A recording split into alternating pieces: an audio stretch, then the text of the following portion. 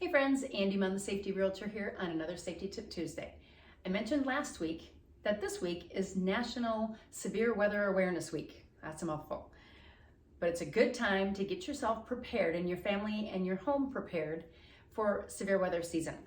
Now, I'm going to cover a lot of different items here. This is by no means an exhaustive list of everything you need in an emergency kit for severe weather, but I want to bring up some things that maybe you hadn't thought of before so that you can add them to yours. Now, first and foremost, a plan is just a plan until it's practiced, right? So this Thursday at 1:45 p.m. and 6:45 p.m., they're going to be sounding the sirens, which is a great reminder that it's Severe Weather Awareness Week, and a great opportunity for you to put into practice the plans that you have, especially with little ones. It's just less scary if they practice it once, just like a fire drill. So the experts tell us that we should be prepared to stay in that safe room, again, lowest room in your home, interior walls. Plan to be there for up to 72 hours. Now, obviously the storm isn't going to last that long, but if there's destruction around you, or heaven forbid part of your home is destroyed and you're stuck down there, usually within 72 hours, rescue workers will have found everybody and gotten them out. So be prepared to be there possibly for a while. So when you think about that, water, food, and shelter are three primary things we need as human beings, right? Have a case of water. Have some food. Have some good quality food like some protein bars. Some almonds is a great snack, but also have some feel-good foods too, especially if you have little ones, maybe some crackers. Some hard candy is always a good option. It's a sweet little treat. It lasts forever. It doesn't, it's shelf friendly. So have those things set aside as well. Now, if you're in this situation and now you're having to dig out, you got shelter, you got to get out of your shelter. What does that look like?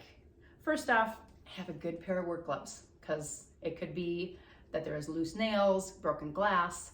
Also, a good pair of shoes. Think about it, it's going to be summer. If you're like me, you're barefooter and flip-flops. So that's not going to serve you well trying to get out of a rubble destruction situation. So have those available. I've got a bucket that I usually keep some tools in, like a saw, something to be able to cut through some boards. It's probably going to be dusty. How about some masks, maybe some goggles, because it's going to be dusty. How about you have a whistle, so that should it be that you're stuck down there, they're going to be able to hear a whistle a lot better than someone yelling. So having a whistle is a great idea. Some lighting.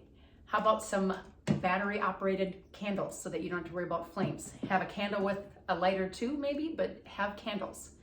How about flashlights? How about a radio that is battery operated? So if the electricity goes out, you can still hear what's going on and get some of the news. Also in this bucket, and again, I'm not promoting Home Depot, it's just the bucket I had. How about just a basic shower curtain liner that you can lay down maybe before you get in there? Maybe it's a little dusty down there. It's just a clean space. Or if there's been some destruction and you're having to dig out and you want to put this over people or protect items, you can do that. The bucket itself, folks, if it's going to be up to 72 hours, there's going to be some bathroom needs. So having an extra roll of toilet paper and a bucket for a makeshift toilet with extra bags to replace them, something that you're going to need. How about personal care items? Just a little travel pack. Deodorant goes a long way in this type of a situation. Maybe some toothbrush and mouthwash. Contact lenses and glasses if it's going to be a day or two and you need those. How about if you take any prescription medication, having these little packets where you can load up Monday through Sunday and have a week's worth of prescription medication available just in case. Let's see. How about if you've got papers that you don't have a solid built-in bolted safe, have a portable safe that's got Social Security cards, that type of thing in it, and bring it down with you. Having some small bills, cash on hand, is always a great idea, because if the electricity's out, you're not going to be able to use your ATM or do your debit card or credit card to buy any food. How about communication? If you've been down there for a day or two, maybe you or your partner are going to try and venture out to see what's going on, and the cell towers are still down. A great way to communicate are two-way radios. Have these charged up. And guess what? They also serve as great pastime for little ones to play with while they're down there. It's a great diversion to keep their mind preoccupied with something fun and new. So that's always a great idea.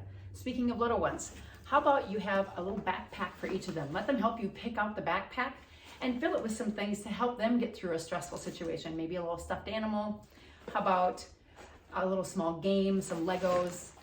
How about some coloring material, reading books, things like that that they can use to preoccupy the time.